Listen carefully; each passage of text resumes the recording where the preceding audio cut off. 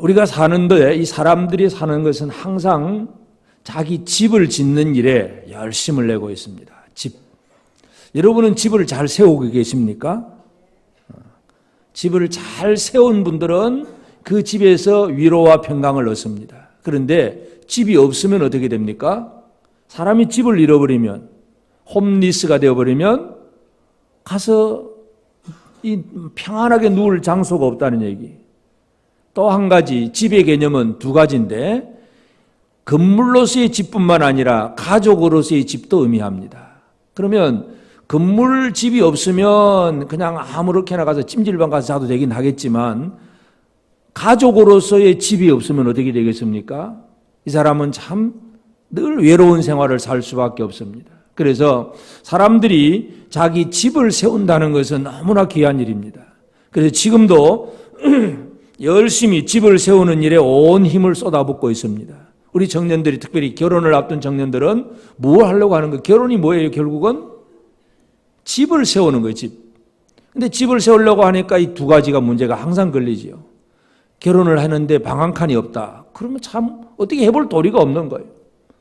또 집은 멋있게 몇십 평, 몇백 평 아파트는 얻었는데 사랑하는 사람이 없다. 그것도 어쩔 수가 없는 거예요. 이 두 가지.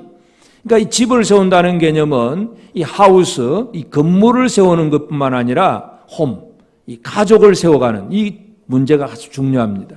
그래서 사람들은 이 집을 세우는 일에 열심을 품는데, 근데 성경은 우리가 예수를 깊이 생각하다 보면 예수는 어떤 분이냐 하면 예수는 하나님의 집을 세우시는 분입니다.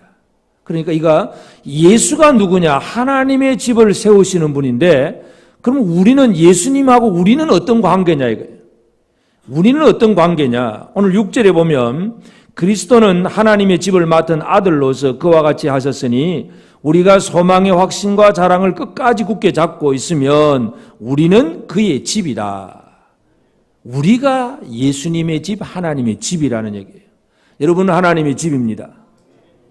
옆에 있는 분들에게 얘기 좀 해봅시다. 당신은 하나님의 집입니다.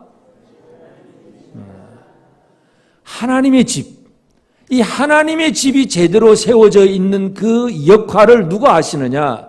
바로 예수 그리스도가 한다는 거예요. 이 히브리서 기자가 강조하는 것이 우리가 이 예수를 깊이 생각하라. 이게 우리 2014년 1년 주제인데 1년 주제 예수를 깊이 생각하는데 이 예수가 누구냐 이게.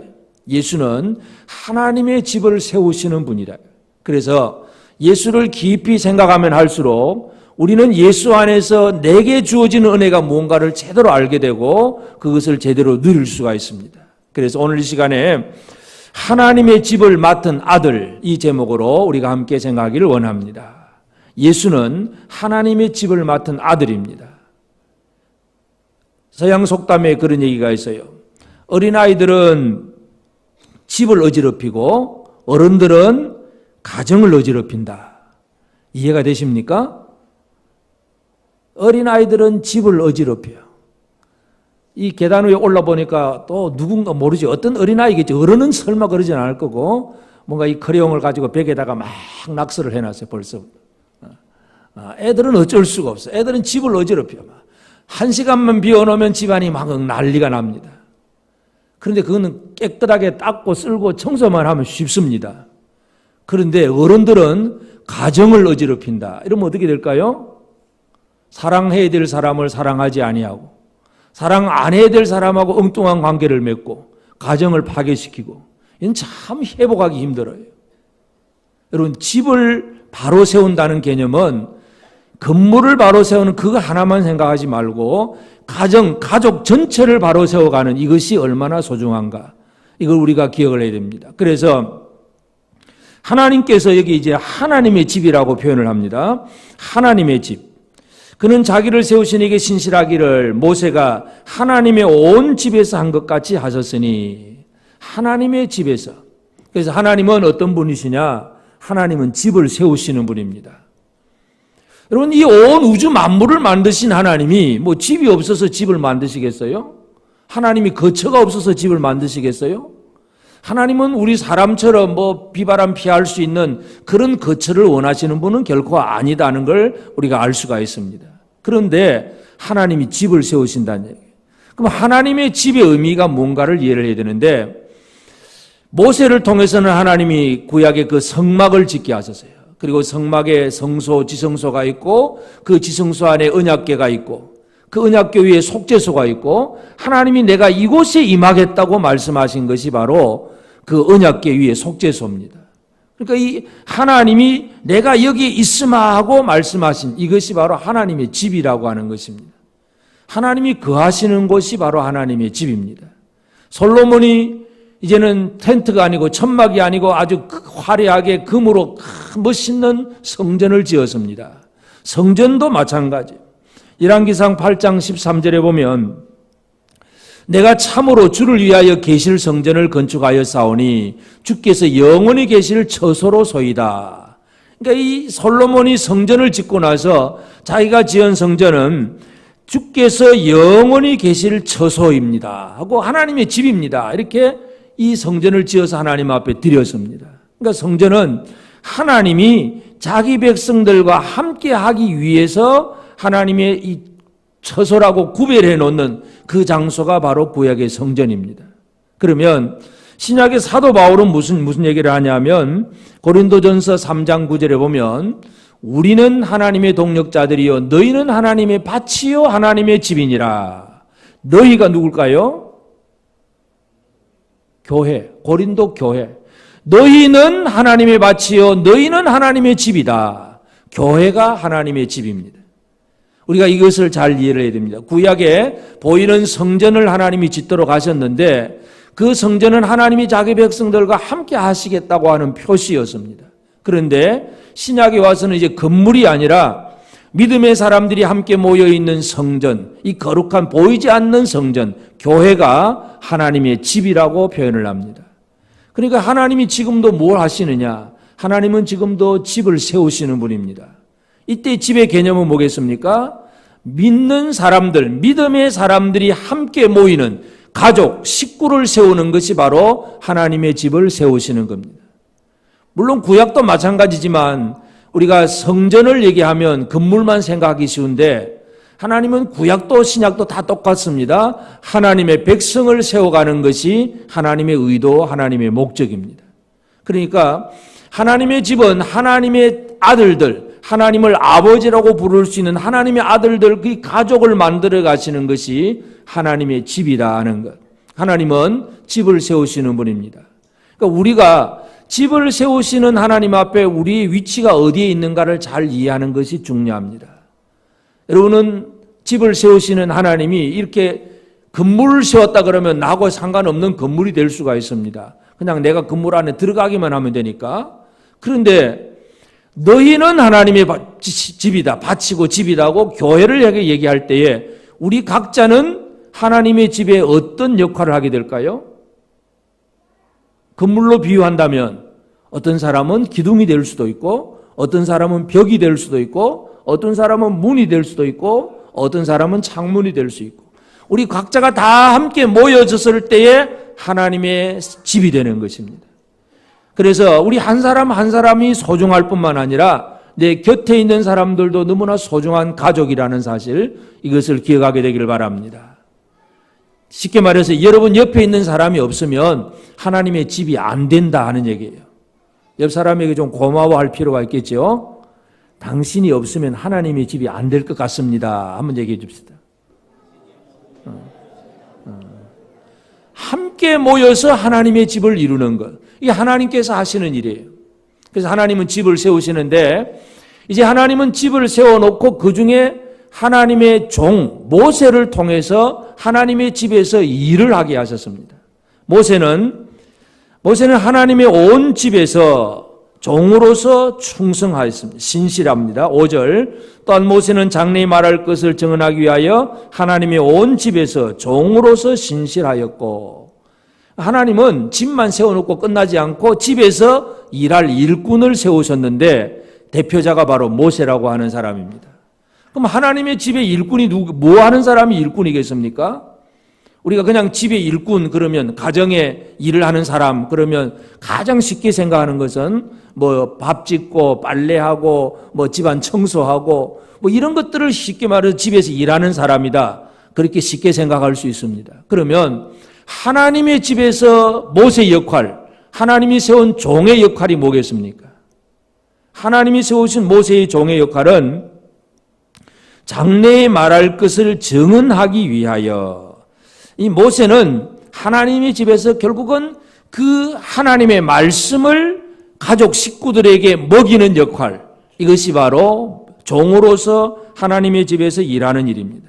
민수기 12장 7절에 보면 내 종 모세와는 그렇지 아니하니 그는 내 온 집에 충성함이라. 모세에 대해서 뭐 고라라든지 아니면 모세 형 뭐 아론 또 미리암까지도 모세를 시기할 때가 있습니다.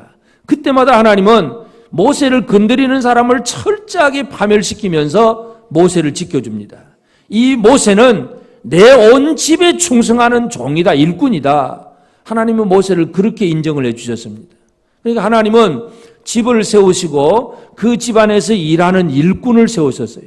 모세가 하는 일은 이스라엘 백성들을 애굽에서 이끌어내고, 그리고 시내산에서 하나님 말씀 받아서 그 백성들에게 말씀을 가르치고, 사람들이 하나님 말씀대로 살 수 있도록 가르치고 인도하고 이끌어가는 역할, 이것이 바로 하나님의 종으로서의 모세의 역할입니다. 하나님은 집을 세우셨고 이 집이 잘 이제 진행될 수 있도록 일하는 일꾼을 세워주셨다는 걸 알 수가 있습니다. 그런데 이제 히브리서 기자가 강조하는 건 뭐겠습니까? 핵심은 모세가 아니라 예수입니다. 그래서 모세는 하나님의 집의 종으로서 충성을 했는데, 그러면 아들 예수는 뭐냐? 예수. 결국 하나님이 하시는 일은 6절에서 그리스도는 하나님의 집을 맡은 아들로서, 하나님의 집을 맡은 아들이다, 그렇게 표현합니다. 요한복음 17장 2절에 보면 아버지께서 아들에게 주신 모든 사람에게 영생을 주게 하시려고 만민을 다스리는 권위를 아들에게 주셨음이로소이다. 아버지께서 아들에게 주신 모든 사람, 아버지는 구원받을 모든 사람들을 아들 손에다가 다 맡기셨다는 얘기예요. 그러니까 맡았다는 얘기는, 그 모든 걸 맡았다는 것은 그 맡은 그것에 대해서 관리할 책임이 있고 어떤 소유권도 있고 다스릴 수 있는 통치권도 있는 사람이 바로 맡은 자입니다. 맡은 자. 여러분, 어떤 임무를 맡았다 그러면 그 임무를 내가 마음껏 뭔가 할 수가 있어야 됩니다. 종은 그냥 주인이 시키는 대로 한 부분만 하면, 열심히만 하면 됩니다. 이거 해라 저거 해라 그러면 하면 됩니다. 그런데 아버지는 아들에게는 그냥 어떤 일을 하라는 한 가지 사명만 준 것이 아니라 하나님의 집을 통째로 다 맡겨버렸어요. 네가 알아서 해라. 이게 하나님의 아들 예수 그리스도를 향한 아버지의 계획입니다. 그래서 우리가 믿는 예수가 어떤 분인가를 잘 이해해야 됩니다. 하나님의 집에서 아들은 아버지로부터 모든 권한을 다 물려받은 분이 바로 하나님의 아들입니다. 유대인들은 모세가 최고의 통치자이고 모세가 그들에게 있어서 제일 자랑스러운 분이라고 조상 자랑을 하고 있지만, 히브리서 기자는 예수를 한번 깊이 생각해봐라. 예수가 누구냐? 모세는 하나님의 온 집의 종으로서 충성하지만 예수는 하나님의 아들로서 온 집을 맡으신 분이다, 이 얘기를 하고 있습니다. 그래서 우리가 믿는 예수, 우리 안에 은혜를 주신 예수가 누군가를 정확하게 이해하는 것이 중요합니다. 그러면 예수는 이 하나님의 집에서 어떤 역할을 하느냐? 제일 먼저 이 하나님의 아들 예수 그리스도는 자기를 세우신 분에게 신실하다는 것, 이것부터 우리가 한번 생각을 해야 됩니다. 예수는 신실하신 하나님이에요. 3장 1절에서 그러므로 함께 하늘의 부르심을 받은 거룩한 형제들아, 우리가 믿는 도리의 사도이시며 대제사장이신 예수를 깊이 생각하라. 예수는 사도이며 대제사장이다. 이 두 가지를 얘기합니다. 사도라고 하는 것은 보내심을 받아서 뭔가 역할을 하는 사람이 사도예요. 대사, 정권대사, 하나님의 보내심을 받아서 하나님의 일을 하는 사도이고, 그리고 하나님과 사람 사이에서 중보자 역할을 하는 것이 대제사장이에요. 이 예수님 맡은 역할인데 이 일에 대해서 2절 그는 자기를 세우신 이에게 신실하시기를. 자기를 세우신 이에게 신실하신 분이 바로 예수 그리스도입니다. 예수는 신실하신 분입니다. 예수님은 자기를 세우신 하나님 아버지에 대해서 신실하신 분입니다. 여러분은 하나님 아버지에 대해서 신실하십니까? 대답 아멘을 안 하십니까? 신실하기를 원하십니까? 신실하기를 원하면 마음에 원하는 것만 가지고 있지 말고 신실해야 됩니다. 소원이 아니라 신실한 자가 되는 것이 중요합니다.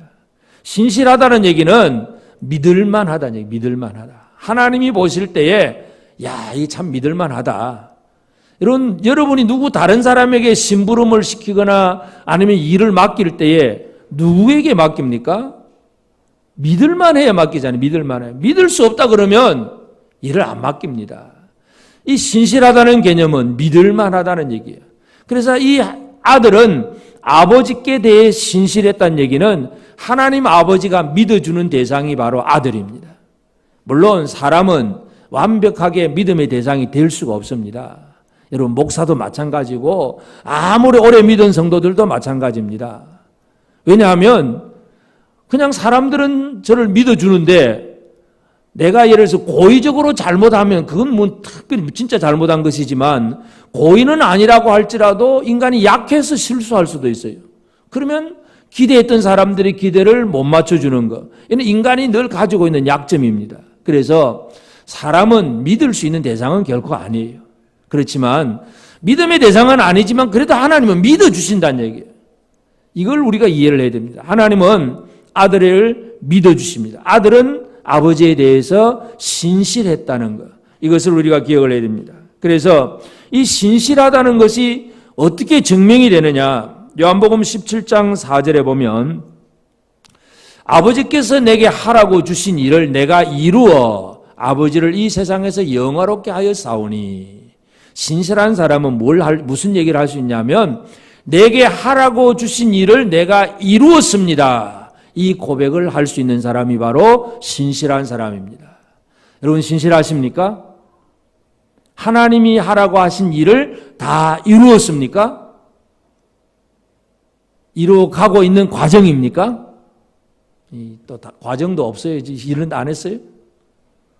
하나님이 내게 하라고 하신 그 일을 다 이루었다고 표현할 수 있는 사람이 하나님께 대해서 신실한 사람입니다. 여러분, 예수 그리스도의 신실함 때문에 우리가 삽니다. 그러면 이 신실함은 무슨 일까지 하느냐? 예수님의 그 신실함을 위해서 요한복음 19장 30절에도 보면 예수께서 신포도주를 받으신 후에 이르시되 다 이루었다 하시고 머리를 숙이니 영혼이 떠나가시니라. 여러분 신실하려면 목숨까지도 내어놓습니다. 자기의 모든 걸 내려놓고 십자가의 고통을 당하시면서 예수님의 마지막 말씀이 다 이루었다. 다 이루었다. 우리의 모든 삶의 결과가 하나님 앞에 설 때 하나님 내게 하라고 하신 일을 내가 다 이루었습니다. 이렇게 하나님께 보고할 수 있는 저와 여러분이 되어지기를 바랍니다. 다 이루었다. 이게 신실함이에요. 그런데 이제 아들은 예수 그리스도는 어떻게 신실하셨느냐? 하나님의 집을 맡은 아들로서 신실했다는 얘기죠. 아까 말씀드렸듯이 모세는 종으로서 신실합니다. 종은 주인이 시키는 것만 하면 됩니다. 집안 전체 일은 잘 몰라도 이거 해라 저거 해라 그러면 시키는 일만 꼬박꼬박 하면 그는 모세의 신실함입니다. 이것도 필요하지요. 그런데 예수 그리스도는 아들로서 신실합니다. 이 아들의 개념, 종과 아들의 차이점을 잘 이해를 해야 되는데 예수님이 종과 친구를 비교를 했어요. 요한복음 15장 15절에 보면 이제부터 너희를 종이라 하지 아니하리니 종은 주인이 하는 것을 알지 못함이라 너희를 친구라 하였노니 내가 내 아버지께 들은 것을 다 너에게 알게 하였음이라. 친구는 다 알려주는 거예요. 서로 대화하며 독대하면서 서로 그저 비밀이 없이 다 말을 할 수 있는 것은 친구의 관계이지만 종은 그냥 명령 그것만 듣고 그대로 실천하는 사람은 바로 종입니다. 예수님은 이 일하는 종이 된 제자들을 이제는 친구로 만들어 주셨다는 것. 모든 걸 다 알려주시는 분이에요. 마찬가지로 아들이라고 하면 이제는 아버지하고 아들과의 관계는 친구보다 어떤 관계일까요? 예를 들어서 친구한테는 또 뭔가 마지막 한두 가지는 안 알려줄 수 있는 것도 있습니다. 그런데 아버지가 아들한테는 뭘 해줄 수 있습니까? 자기가 예를 들어 보통 사람들이 뭐 숨겨놓은 재산이 있다. 근데 죽을 때가 가깝다. 그러면 어떻게 할까요? 다른 사람에게는 안 알려줘도 아들한테는 물려줘야 되니까 다 알려주잖아요. 이 아들이라고 하는 개념은 아버지로부터 모든 것을 물려받을 수 있는 그런 위치이기 때문에 이 아들은 어떻게 충성하느냐, 어떤 대가를 바라고 일하는 사람, 종이 아니라 이게 내 집이다, 내 집. 내 집이니까 내 일이고, 그러니까 내가 관심을 가지고 그냥 내가 내 집을 가꾸는 일이니까 사랑으로 관심을 가지고 일하는 것이 바로 아들의 충성입니다. 그래서 모세는 하나님의 집에 대한 어떤 종으로서 헌신하고 충성했지만 예수 그리스도는 하나님이 세우신 교회를 이거는 내 집이다 생각을 하고 자기 몸처럼 여기시는 거예요. 사도 바울이 교회를 뭐라고 비유합니까? 예수는 교회의 머리가 되시고 교회는 그의 몸이라고 비유를 하잖아요. 그러니까 머리가 몸을 어떻게 해야 됩니까? 몸을. 이 머릿속에 많은 생각들이 나옵니다. 예를 들어서 날씨가 춥다. 그럼 어떻게 해야 될까요? 옷을 좀 잘 입어야 되겠다. 왜? 머리 때문에 입습니까? 몸 때문에 입습니까? 물론 머리 모자도 쓸 수는 있겠지만 이 몸이 추위에 나가는데 그냥 벌거벗고 나갈 수는 없잖아요. 따뜻하게 이제 옷을 다 입을 수 있도록 명령하는 것이 머리가 하는 역할이잖아요. 야, 덥다. 그러면 두꺼운 털옷 입고 나가겠습니까? 이건 아니야. 그냥 반팔로 나가자. 이 머릿속에 지시가 몸을 위한 거예요. 몸을 위한 거. 예수 그리스도는 하나님의 집, 교회를 위해서 사시는 거예요. 이건 내 몸이라고 생각하고 내 집이라고 생각하시는 거예요. 그러니까 우리가 예수님의 소유된 백성이 되었다는 것, 이게 얼마나 큰 복인지 모릅니다. 예수는 하나님의 아들로서 소유권을 가진 자로서 통치권을 가진 자로서 하나님의 집을 다스려 가십니다. 그리고 이제 모세와 예수를 비교하면서 3절에 그는 모세보다 더욱 영광을 받을 만한 것이 마치 집 지은 자가 그 집보다 더욱 존귀한 같으니라. 영광스러움. 종이 영광스러우냐 아들이 영광스러우냐 그 얘기예요. 두말할 것도 없지요. 그냥 종은 열심히 일하는 그것이요. 그러나 아들은 그 집을 맡은 아들이고 그 집을 지으신 분입니다. 그러니까 집이 아무리 멋있고 아름다워도 여러분 멋있는 집에 가면 이 집 참 좋다 그렇게 얘기는 할 수는 있습니다. 그렇지만 진짜 영광은 어디로 돌아가느냐? 그 집을 지은 자가 누구냐 이거예요. 아무리 멋있고 아름다운 집이 있어도 여러분 그 집이 시간이 지나면 점점 허물어져 갑니다. 낡아져 갑니다. 그런데 그 집을 지었던 사람하고 관계를 맺으면 지었던 이는 똑같은 집을 그대로 지어낼 수도 있고 더 좋은 집도 만들어낼 수가 있습니다. 그러니까 집 자체 결과물, 사역의 결과가 중요한 것이 아니라 그 사역을 이루는 그 사람이 더 영광스럽다는 그 논리를 여기서 말하고 있습니다. 그래서 우리가 이 천하우주 만물을 보면서도 이 세상에 참 아름다운 것, 신기한 것들이 많습니다. 그렇지만 영광을 누구에게 돌려야 됩니까? 천지를 지으신 하나님께 영광 돌리는 것이 당연한 거예요. 시편 104편 24절에 보면 여호와여 주께서 하신 일이 어찌 그리 많은지요. 주께서 지혜로 그들을 다 지으셨으니 지혜로. 우리는 눈에 보이는 것이 아름답고 멋있고 좋다고 생각되지만 진짜 영광은 그것을 만드신 그분을 향한 영광이 나와야 돼요. 우리가 하나님의 집이라 그랬습니다. 우리의 모습이 아름다울 수 있어요. 멋있다, 참 좋다. 옆에 있는 분들 아름답습니까? 별로 안 아름답습니까? 아름답다고 일단 얘기는 해줘야 되겠죠. 아름다운 분들입니다. 그런데 그 아름다운 분을 향해서 찬송하는 게 아니라 아름다운 그분을 만드신 하나님께 영광을 돌려야 된다는 거예요. 이 원리를 정확하게 이해해야 돼요. 예수 그리스도는 하나님의 집을 지으신 분이고 맡으신 분이에요. 예수께 모든 영광이 돌아가야 되지, 예수님 빼놓고 눈에 보이는 사람에게 찬양이 가고 사람에게 영광이 가면 그건 잘못된 것이죠. 에베소서 1장 20절부터 보면 예수님이 어떤 분인가를 우리 아까 말씀드렸듯이 다시 한번 살펴볼 수 있는데, 그의 능력이 그리스도 안에서 역사하사 죽은 자들 가운데서 다시 살리시고 하늘에서 자기 오른편에 앉히사 모든 통치와 권세와 능력과 주권과 이 세상뿐 아니라 오는 세상에 일컫는 모든 이름 위에 뛰어나게 하시고 또 만물을 그의 발 아래 복종하게 하시고 그를 만물 위의 교회로 머리로 삼으셨느니라. 예수는 만물을 다스릴 수 있는 교회의 머리십니다. 모든 영광은 오직 예수께로 돌아가야 된다는 것, 성경은 그것을 분명히 강조하고 있습니다.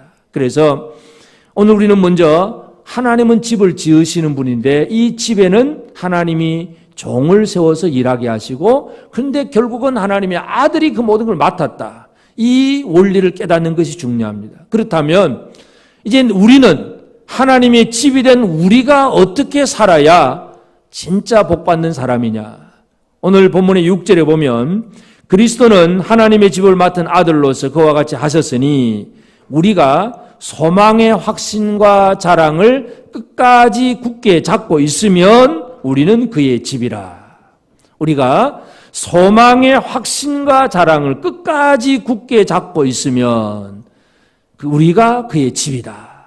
우리가 하나님의 집으로 든든히 서려면 소망의 확신과 자랑을 끝까지 굳게 잡고 있으면, 이게 이제 우리가 하나님의 집이 된 우리가 진짜 하나님의 집으로서의 견고함과 또 그 집안의 평안함과 하나님이 함께 하시는 놀라운 복을 누릴 수 있는 길을 분명하게 강조해 주고 있습니다. 두 가지입니다. 소망의 확신, 소망의 자랑이에요. 근데 일단 소망의 확신이든 자랑이든 소망이 없으면 그 모든 일이 이루어지지 않습니다. 하나님의 집으로 이루어진 사람의 특징은 소망을 가진 사람입니다. 여러분, 소망이 있으십니까? 어떤 소망이 있으십니까? 옆 사람에게 자기 소망을 한번 얘기해 보시죠. 나는 이러이러한 소망을 가지고 있어요. I have a dream. 나는 꿈이 있어요. 뭘 가지고 있어요? 예? 성경에 보면 어떤 부자가 꿈을 가지고 있습니다. 내가 어디로 가서 장사를 해가지고 무역을 해가지고 돈을 많이 벌어가지고 그래가지고 뭔가 이 많은 이득을 남겨서 잘 먹고 살 거라고 했는데 하나님이 그날 밤에 그를 데려가시면 어떻게 할까요? 소망은 자기 꿈 얘기하는 건 소망이 아닙니다. 소망은 하나님이 주신 거예요. 하나님께로부터 받은 것. 하나님이 주신 것을 제대로 받고 있는 그 사람이 바로 소망입니다. 이 세상에 가장 불쌍한 사람은 다른 것이 아니라 소망이 없는 사람이 가장 불쌍한 사람입니다.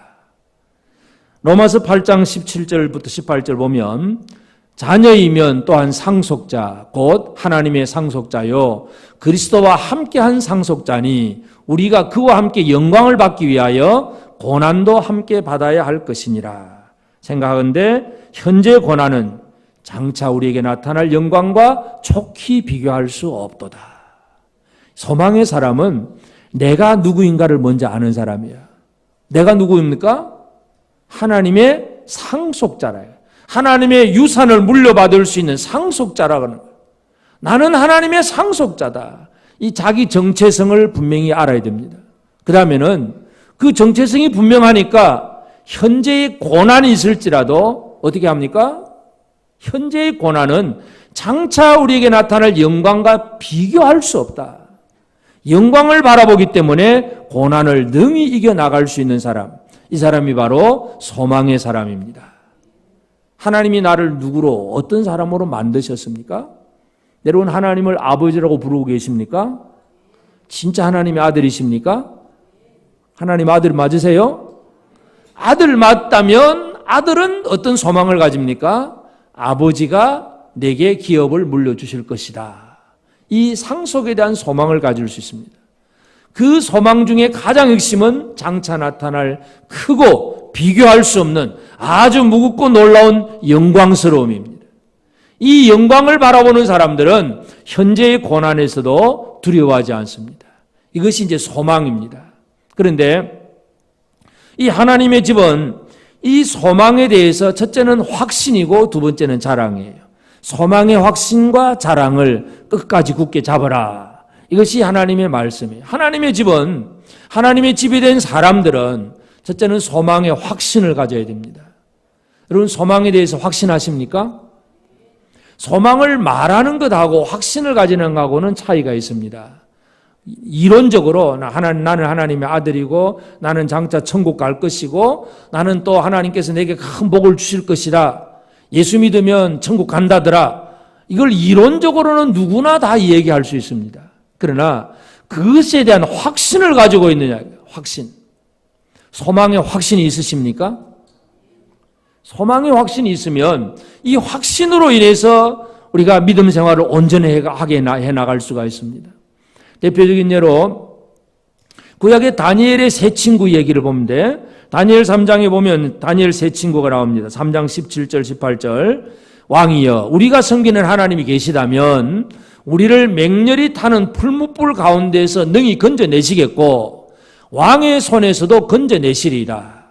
그렇게 하지 아니하실지라도 왕이여 우리가 왕의 신들을 섬기지도 아니하고 왕이 세우신 금신상에게 절하지도 아니할 줄을 아옵소서. 이게 사드락 메삭 아벳느고 다니엘 세 친구의 고백이에요. 바벨론 제국을 세웠던 그 느부갓네살 대왕 황제가 금신상을 크게 만들어 놓고 그 금신상에게 모든 사람들이 절을 하도록 그렇게 명령을 내립니다. 그러나 사드락 메삭 아벳느고는 그 자리에 갔지만 그 우상에게 절하지 않습니다. 그것 때문에 사람들의 모함을 받고 고발을 받아서 왕 앞에 섭니다. 왕이 한 번 더 기회를 줍니다. 내가 한 번 더 기회를 줄 테니까 절하면 살 것이고 안 하면 죽을 것이다 이거야. 옛날에 일제시대에 우리 신사참배를 거부하고 감옥에 가고 매를 맞고 많은 고난을 겪었던 이 한국교회 재건교회 선조들이 이런 핍박, 협박을 받습니다. 지금이라도 신사를 시인하면 일본 왕에게 절하는 신사가 이는 종교가 아니고 그냥 국가의식일 뿐이다. 그렇게 시인하면 살려줄 것이고 안 하면 죽는다. 이게 우리 조상들이 받았던 협박 똑같아요. 지금이라도 이 신상에게 절하면 살려줄 것이고 안 하면 죽는다. 풀무불에 불태워 죽일 것이다. 그때에 나온 고백이 바로 이 얘기입니다. 이 사드락 메삭 아벳느고가 왕이여 우리가 섬기는 하나님이 계시다면 우리를 맹렬히 타는 풀무불 가운데서 능히 건져내시겠고 불 속에 사람을 집어던지는데 그 용광로 속에 사람을 집어던지는데 하나님은 풀무불 속에서도 우리를 건져내시는 분이다. 이것이 사드락 메삭 아벳느고가 가지고 있는 소망이에요. 그리고 하나님이 건져주실 것에 대한 확신을 가지고 있기 때문에 비록 하나님이 우리를 이 불에는 건져주지 않는다고 하더라도 하나님의 백성으로 살게 하시기 때문에 풀무불에서 건져주실 것이지만 또 혹시 그리하지 아니하실지라도 우리는 결코 이 금신상에게 절할 수 없습니다. 이것이 바로 소망의 확신을 가진 사람들의 삶입니다. 여러분 소망의 확신을 가졌습니까? 소망의 확신을 가지면 우리를 핍박하고 방해하는 어떤 세력 앞에서도 절대로 굴하지 아니하는 담대한 생활을 살아갈 수 있습니다. 이 소망의 확신은 내 안에 스스로 준비하는 생활입니다. 소망의 확신을 가지기를 바랍니다. 흔들리지 않은 이 소망의 확신, 하나님이 나를 구원하실 것이고 하나님 나를 지켜주실 것이다. 이 확신이 분명하면 어떤 문제 앞에서도 흔들리지 않습니다. 그 다음에 또 한 가지는 소망의 자랑이라고 표현해요. 자랑. 이 자랑이라고 하는 단어를 부정적으로 얘기하면 자기 잘난 것처럼 얘기한다. 그렇게 하기 쉬운데 그러나 소망의 자랑은 그냥 자랑 정도가 아니라 소망을 드러내는 거예요. 소망을 드러내는 거예요. 왜냐하면 이 세상은 소망이 없는 세상입니다. 이 세상에서 들려오는 모든 소리들이 무슨 소리입니까? 죽는다, 죽겠다, 못 살겠다. 모든 사람들이 죽겠다 소리밖에 없습니다. 이렇게 하면 산다 소리가 없어요. 전부 죽는다 소리예요. 이 세상을 향해서 우리 믿음의 사람, 하나님의 집은 소망의 자랑을 해야 됩니다. 이 소망의 자랑. 이렇게 하면 산다. 이걸 드러내는 것이 바로 복음을 전하는 것, 사람 살리는 것입니다. 베드로전서 3장 15절에 보면 너희 마음에 그리스도를 주로 삼아 거룩하게 하고 너희 속에 있는 소망에 관한 이유를 묻는 자에게는 대답할 것을 항상 준비하되 온유와 두려움으로 하고, 이 소망에 관한 이유를 다른 사람이 물어보면 대답할 것을 제대로 준비해라, 그 말이에요. 사도 베드로가 편지를 쓴 그 초대교회 당시, 그 당시에 이 믿는 사람들은 많은 핍박을 받습니다. 많은 반대와 핍박을 받습니다. 십자가에서 죽기도 하고 로마의 그 원형 경기장에 그 짐승의 밥이 되기도 하고 막 화형을 당하거나 많은 고통을 당합니다. 그런데 역사에 보면 로마의 군인들도 예수를 많이 믿습니다. 근데 로마 군인들이 왜 예수를 믿느냐 하면 자기들이 지금 죽이는 기독교인들을 바라보니까 이 사람들은 죽어가면서도 기쁨이야. 죽어가면서도 좌절, 절망, 두려움, 공포, 이게 사형수의 일반적인 형상인데, 예수 믿는 사람들은 그 죽음의 자리에서도, 십자가에 달려 죽는 그 화형에 불타 죽는 그 모든 죽음의 자리에서도 오히려 하나님을 찬양하고 자기를 죽이는 군병들을 향해서 당신도 예수 믿으라고 증거하고, 그래서 로마 군인들이 회개하고 예수 믿는 사람들이 너무 많아요. 야, 이게 진짜구나. 우리는 살아보려고 아둥바둥 하는데 이게 아니구나. 진짜 기쁨으로 사는 거구나. 이 소망을 가진 거예요. 그러니까 믿는 사람들은 다른 믿지 않는 사람들 속에 뭔가 달라 보여져야 돼요. 가난하고 병들고 뭐 힘도 없고 사람들이 볼 때는 별것도 아닌데, 그런데 늘 얼굴에 기쁨이 넘쳐요. 늘 감사가 나오고 늘 평화가 나오고 늘 입 속에서 우러나오는 뭔가 이 다른 사람에게 좋은 영향력을 미칩니다. 남들이 볼 때는 아이고 저 가난뱅이 저 집안에 뭐 아들 공부도 못하고 뭐 사업도 안 되고 아이고 저 집은 다 망해서 그러는데도 절대로 슬퍼할 줄 몰라. 그러니 사람들이 물어볼 수밖에, 궁금하잖아요. 도대체 뭐냐.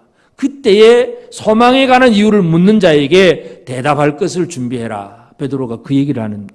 근데 어떻게 대답해야 되느냐? 온유와 두려움으로 해라. 온유와 두려움. 자기 자랑하지 말고 진짜 온유한 심정으로 하나님 앞에 내가 구원받은 것, 하나님이 내게 약속하신 것, 하나님이 지금도 나와 함께 하시는 것, 오직 하나님을 드러내는 것, 이것이 바로 온유와 두려움으로 소망을 자랑하는 사람입니다. 여러분, 소망을 자랑하게 되기를 바랍니다. 옆 사람에게 한번 자랑해 보시죠. 여러분이 가진 소망을 한번 자랑해 보세요. 하나님은 나에게 어마어마해 준다. 하나님 자랑이에요. 소망 자랑. 이 자랑하는 것도 연습을 좀 해봐야 됩니다. 확신은 내 스스로에게 하는 것이고 자랑은 옆에 사람에게 하는 겁니다. 그러니까 소망을 가지면 자기 스스로에 대한 확신, 사람들에게는 자랑. 이렇게 할 때에, 그렇게 하면 우리는 그의 집이다. 예수님이 붙드시는 진짜 든든한 집이다. 그렇게 말하고 있습니다. 여러분, 우리는 집을 세우려고 애를 쓰는 사람이 아니라 하나님의 집으로서 사는 사람이 되어야 됩니다. 우리가 든든히 서는 것은 붙들어 주시는 그분이 있기 때문에 우리는 든든히 설 수 있습니다. 붙들어 주시는 그분이 있기 때문에 우리는 소망을 가지게 되고 그 소망으로 우리 자신을 확신하게 되고 사람들에게 소망의 자랑을 할 수 있습니다. 우리 믿음 생활은 다른 거 아니에요. 예수님 나를 붙들어 준다는 그 사실 때문에 내가 확신을 가지고 많은 사람들에게 이 예수님이 이런 분이다. 예수님을 드러내고 자랑하는 이것이 소망의 자랑이고 이것이 하나님이 세우신 집의 모습이에요. 오늘 우리는 이 하나님의 집의 한 구성원, 한 식구로서의 삶을 제대로 살아가는, 그래서 예수님이 붙들어 주신 그 은혜를 하나라도 잃어버리지 않냐고 풍성하게 누리고 그 집안에서 주는 위로와 평강과 기쁨을 우리 모두가 풍성하게 누리게 되기를 바랍니다. 아멘.